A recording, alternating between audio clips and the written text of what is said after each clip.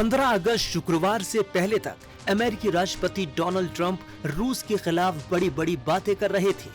रूस यूक्रेन जंग को लेकर बड़े बड़े बयान दे रहे थे। रूस से तेल खरीदने वाले भारत समेत बाकी देशों पर एक के बाद एक टैरिफ लगा रहे थे, लेकिन जैसे ही ट्रंप का पुतिन से सामना हुआ, उनकी सारी हेकड़ी निकल गई। ट्रंप ने पुतिन का अलास्का में रेड कारपेट वेलकम किया। पुतिन के आगे ट्रंप के मानो चुप्पी सी लग गई। ट्रंप पुतिन से यूक्रेन के खिलाफ जंग रोकने को लेकर हिमाकत नहीं कर पाए। ये वही ट्रंप है जो खुद को पीस मेकर के रूप में पेश करने चले थे।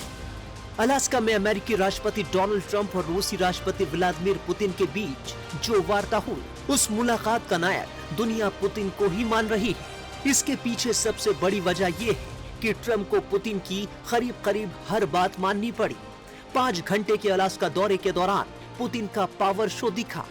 पुतिन ने ट्रंप को इस तरह फंसा लिया कि अब उन्होंने पुतिन के लिए खुलकर बैटिंग करनी शुरू कर दी है। सवाल ये है कि अगर ट्रंप पुतिन के साथ आ गए हैं तो युद्ध का परिणाम क्या होगा। मुलाकात के दौरान व्लादिमीर पुतिन ने कहा कि मैं और राष्ट्रपति ट्रंप सीधे संपर्क में रहे हैं। हमने कई बार बात की है। अगर तब ट्रंप अमेरिका के राष्ट्रपति होते तो युद्ध नहीं होता। वहीं ट्रंप ने माना कि राष्ट्रपति पुतिन के साथ उनके संबंध हमेशा शानदार रहे हैं। हम दोनों की मुलाकात शानदार रही। हम दोनों कई मुद्दों पर सहमत हुए। पुतिन का प्लान सफल हुआ। उन्होंने ट्रंप को अपने पक्ष में ले लिया। मॉस्को में अगली मुलाकात भी मुकर्रर हो गई। ट्रंप के बुलावे पर पुतिन अलास्का पहुंचे, ट्रंप से मिले। ऐतिहासिक मुलाकात के साथ ही शांति वार्ता शुरू हो गई। ऐसे में अब ट्रंप रूस पर ना तो कोई पाबंदी लगाएंगे, न ही सख्ती बरतेंगे। पुतिन और उनकी सेना को वक्त मिल गया है। अब पुतिन इसका फायदा उठाते हुए यूक्रेन में अपना कब्जा अभियान तेज कर सकते हैं। इसका मतलब ये हुआ कि शांति संधि से पहले एक ऐसा युद्ध छिड़ सकता है जो यूक्रेन के अस्तित्व के लिए खतरा बन सकता है। ट्रंप ने वार्ता के बाद ऐलान भी किया है कि वो फिलहाल ना तो रूस और ना ही रूस के साथ व्यापार करने वाले देशों पर कोई कार्रवाई करेंगे। 2 से 3 हफ्तों तक ट्रंप कोई एक्शन नहीं लेंगे। पुतिन के लिए यही जीत मानी जा रही है। कॉन्क्रीट चीजें जो एक्सपेक्टेड थी या जो बात करी जा रही थी, जैसे कि सीज फायर हो जाएगा, वो नहीं हुई और वो मेरे विचार से इम्प्रैक्टिकल है। हमें सोचना कि सीज फायर इस मीटिंग में हो जाती। दुनिया को जो मिला और भारत को जो मिला इस मीटिंग से, आई थिंक पहला तो ये मिला कि ये जो दुनिया बट रही थी, अभी भी बट रही है भागों में, रशिया को अलग थलग करके अब रशिया वापस दुनिया की टेबल पे आ रहा है, आ गया है, रीसेट है। क्योंकि रशिया को अदरवाइज सैंक्शंस और सारा कुछ दुनिया से वर्चुअली काट दिया जा रहा था। तो ये ग्लोबल स्टेबिलिटी के लिए आई थिंक बेहतर है कि रशिया जैसी सुपर पावर जो थी, हालांकि अब इतनी नहीं है बट फिर भी बहुत भारी भरकम है, वो वापस अंतर्राष्ट्रीय सिस्टम में आ गई है। That is one. Second, of course ये है कि आने वाले वक्त में अब अगले कदम होंगे सीज फायर की तरफ, एक पीस फॉर्मूला की तरफ। इस मीटिंग में एक चिकन एंड एग सिचुएशन थी। दुनिया एक्सपेक्ट कर रही थी कि सीज फायर हो जाएगी, मीटिंग के बाद हो जाएगा कि रशिया के सारे बम और गन्स साइलेंट हो गए, बम गिरने बंद हो गए। पर उसका होना इम्प्रॉबेबल था, क्योंकि जब तक पीस फॉर्मूला नहीं है कि आगे का क्या रोड मैप है, क्या फॉर्मूला है जो यूक्रेन रशिया के बीच में, जब तक वो सेटल ना हो तब तक सीज फायर कैसे हो। तीसरा, भारत के लिए मेरे ख्याल से ये अच्छा आउटकम रहा, क्योंकि अगर आप देखिए, अगर ये मीटिंग अच्छी ना जाती तो पूरे चांसेस थे कि अमेरिका रशिया के ऊपर बहुत बड़े सैंक्शंस और लगाता। अमेरिका के अंदर ऑलरेडी बिल्स चल रहे हैं उनकी कांग्रेस में, जिसमें है कि रशिया के ऊपर 100% या 500% टैरिफ लगा दो, राइट। अगर ये मीटिंग डिजास्टरस होती तो वो सैंक्शंस लगती, सेकेंडरी टैरिफ्स भारत पे और बढ़ जाते। ओके, अभी जो है, क्योंकि ये मीटिंग एक अच्छे नोट पे एंड हुई है, तो कम से कम एडिशनल टैरिफ तो नहीं लगेंगे भारत पे। 25% है हाँ अभी ऑयल को लेकर के रशियन, और जैसे जैसे ये रिश्ते इंप्रूव होंगे और इस कॉन्फ्लिक्ट का रेजोल्यूशन होगा, वो 25% भी डेफिनेटली ये हटा दिया जाएगा। तो भारत के लिए तो मेरे ख्याल से बेहतर आउटकम है। दुनिया के लिए भी, स्टेबिलिटी के लिए आउटकम ठीक है। रशिया के लिए भी ठीक है, हम क्योंकि रशिया चाइना के खेमे में जा रहा है, और अगर ये हालात चलते रहें तो रशिया चाइना के बहुत निकट हो जाएगा, जो कि भारत को नुकसान है।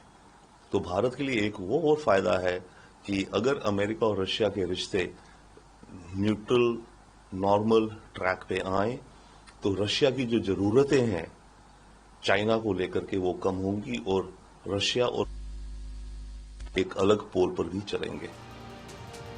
इस मुलाकात से पुतिन ने एक बड़ी प्रोपेगेंडा जीत हासिल की है। पुतिन ट्रंप के बीच हुई इस मीटिंग से ये भी साफ हो जाता है कि असल में पश्चिमी देश रूस को अलग थलग करने में नाकाम रहे हैं। प्रिसीजन जो वही बात है, पीस फार्मूला, क्या पीस फार्मूला होगा जिसके चलते सीज फायर हो, उसमें कुछ ना कुछ ट्रंप तो थोपेंगे, यूरोप के ऊपर भी और यूक्रेन के ऊपर भी। परंतु ये मैं नहीं मानूंगा कि बॉल जो है वो केवल यूरोप और जेलेंस्की के कोर्ट में है। मेरे ख्याल से ये बॉल जो है इन चारों के कोर्ट्स में है, या आप कह लीजिए डबल्स के मैच चल रहे हैं। हाँ। राइट, तो चार लोगों के खेमों में सबके ऊपर ये क्वेश्चन है और चैलेंज है कि इसे कैसे सॉल्व किया जाए। हाँ, ये कहा जाएगा और कहा जा भी रहा है मेरे ख्याल से, और कुछ हद तक माना भी जा सकता है कि पुतिन ने ट्रंप को मैनिपुलेट किया, जो कि यूरोप कहता है, यूरोप को ये डर है कि पुतिन अमेरिका और नेटो के बीच में दरारें पैदा करता है अपनी स्कीम से, और वो कुछ हद तक है भी, क्योंकि पुतिन ने अपनी जो प्रेस स्टेटमेंट है उसने कहा कि हम और ट्रंप मिले, आगे कदम उठाए जाएंगे, पर मैं ये वार्न करता हूं जेलेंस्की को और यूरोप को कि इस डिस्कशन, ये जो वार्ता चल रही है, इसको सैबोटाज ना करें। तो पुतिन ने ऑलरेडी एक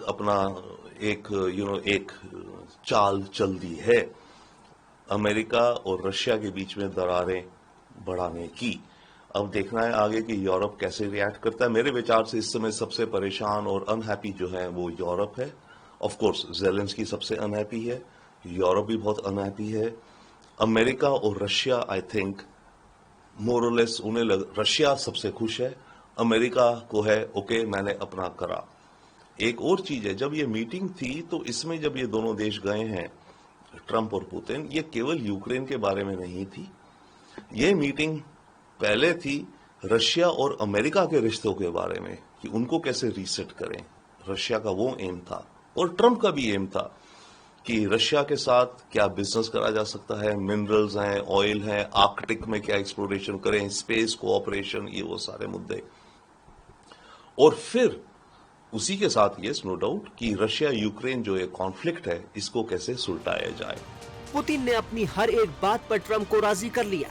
पुतिन को सीजफायर नहीं चाहिए बल्कि स्थायी शांति संधि चाहिए।